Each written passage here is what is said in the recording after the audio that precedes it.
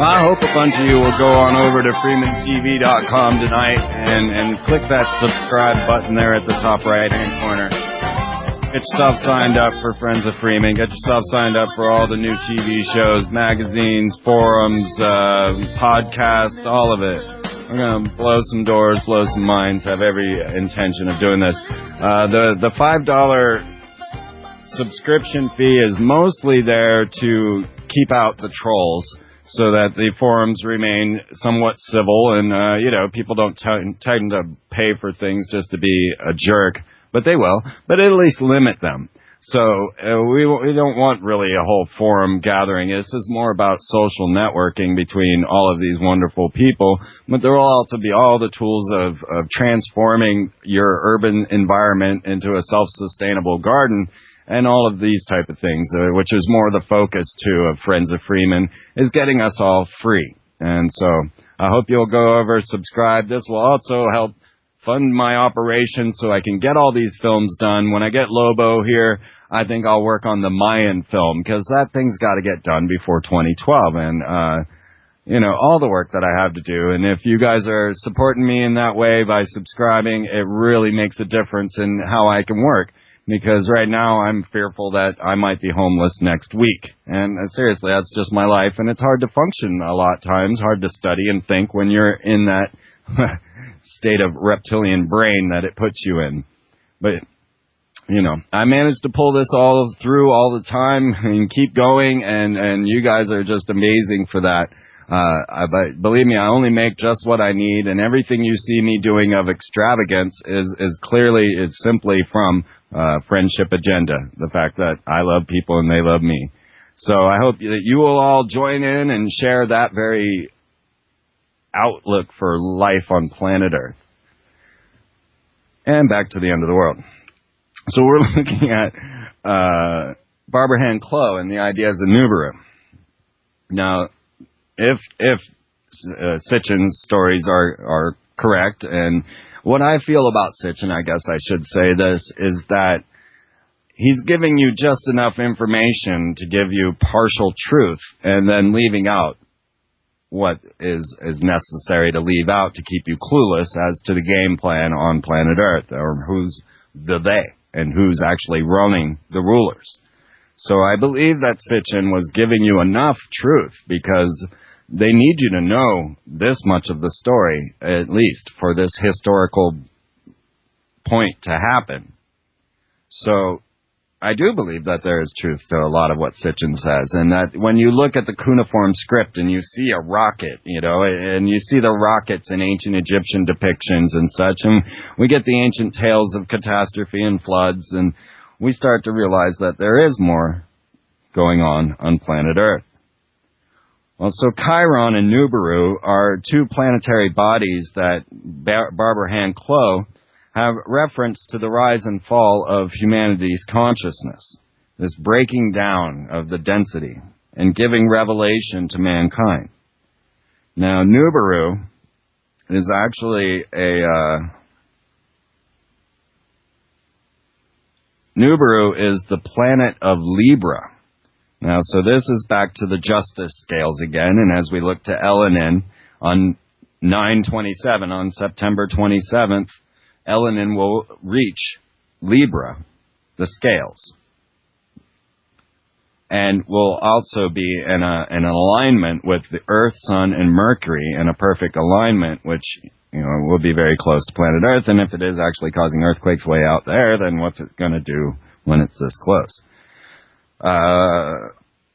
But Nibiru is the planet of Libra, according to the studies of Barbara Hand Clow in the Palladian structure. And I don't think the Palladian story combines with this type of study of hers. And we find that it's known as the planet of crossing. Now, this, in astronomical or astrological terms, would deal with relationships, and that's relationships with you and your authority, you and your loved other, and you with the gods. And so the planet of crossing has always been a time when the communing with gods was actually, happening.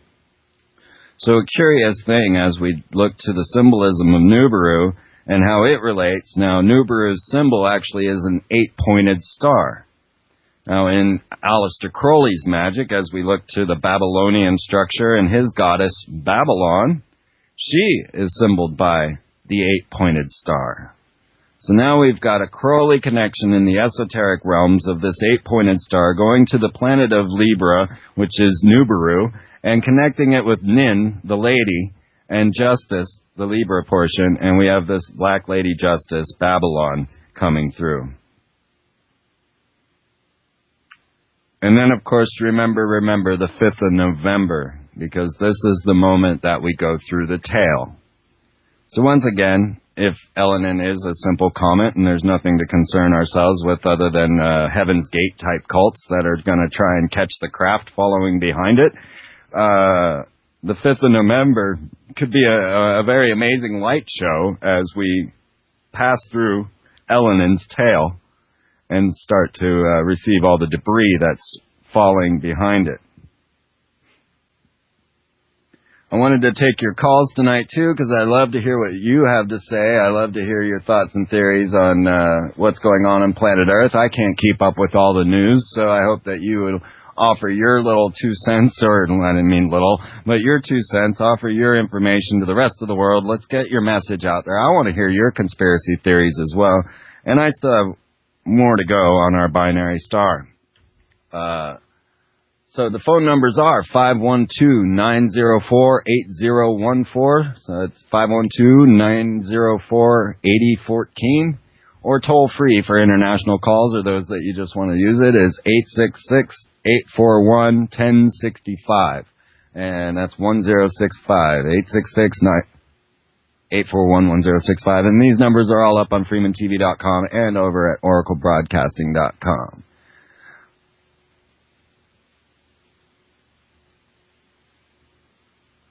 And don't miss tonight, right after the Free Zone, Radio Free Humanity with Frater X and Jack Marshak.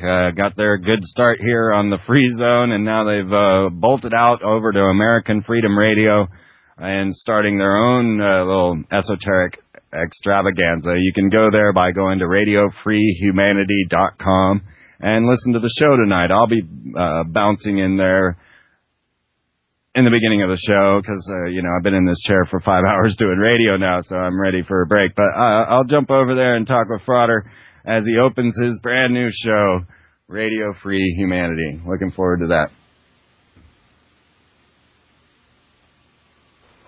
American Freedom Radio.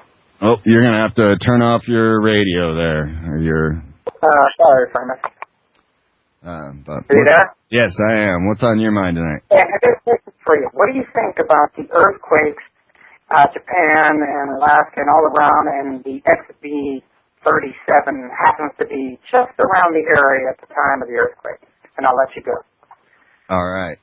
Yeah. The X37B. Hadn't thought about that one in a while. You're absolutely correct in this, that there has been these anomalous movements by this secret space shuttle program. And, honestly, I forgot to track the X-37B for a while, or what's known as the Flying Twinkie.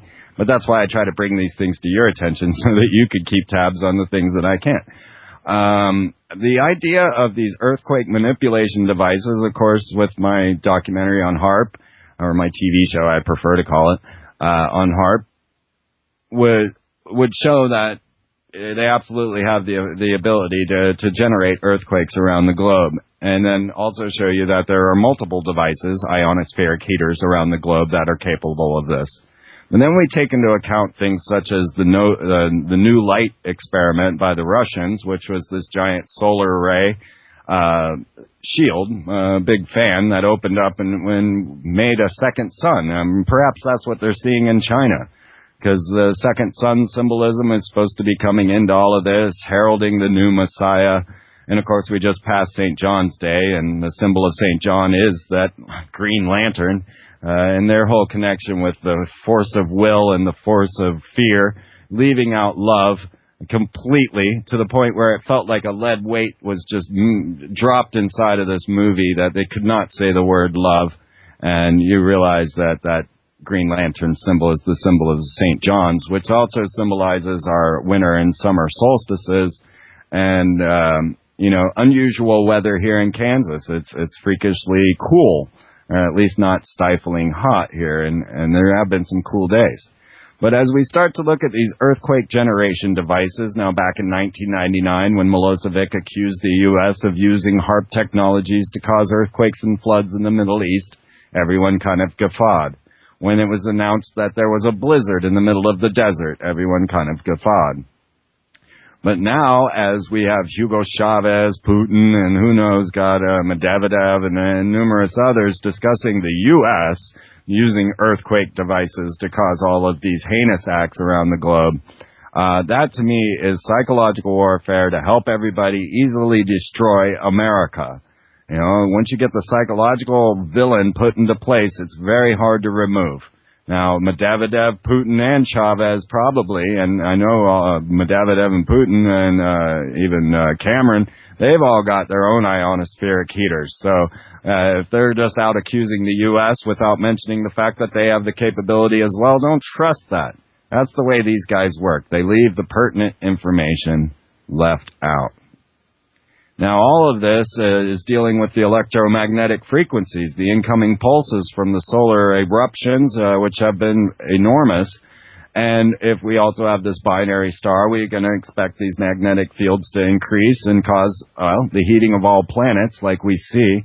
And we also realize that these HARP ionospheric heater devices are also tweaking that very field and forming plasmas. So when they turned on HARP for the very first time, they had no clue what would happen. And actually, a large portion, not a massive portion, but a portion of the HARP facility melted because of the amount of electromagnetic frequency that was returned from the plasma of the ionosphere. And, that's not good. That means you got guys like the neutron bomb ready to just ignite the atmosphere, and who cares, right? And we realize that every bit of our system, every bit of the money that we function on goes straight to the military-industrial complex. Shoot, it was just Jamie, my wife's birthday, and I went to the party store, and if it wasn't Disney World, I don't know what it was. Everything in there is military-industrial complex programming for your Princess Warrior programming. On that note, coming out very soon, Jamie and I have done a video with Wash Your Brain, washyourbrain.org. This is conspiracy kind of directed towards the youth so that children can start to understand all of this stuff. And Jamie and I had a very enlightening discussion about Lady Gaga and all of these type of, all the way back from Lady Ishtar to Lady Gaga and the concepts of magic and such. And so they're making that into a wonderful video. I can't wait to see it, so you'll be on the lookout for that. Realize that all of this stuff goes together. They understand that there's these events coming, and then they also program and condition these events. So we have things like the New Light satellite out there causing a second sun, or able to even burn holes into Earth or buildings or whatever. Maybe even, I don't know what, but, golden eye scenario. And then we also have this X-37B, our flying space Twinkie. And it absolutely has an array, an antenna array that comes popping up out of this thing. And of course, no one's going to tell you what it's doing.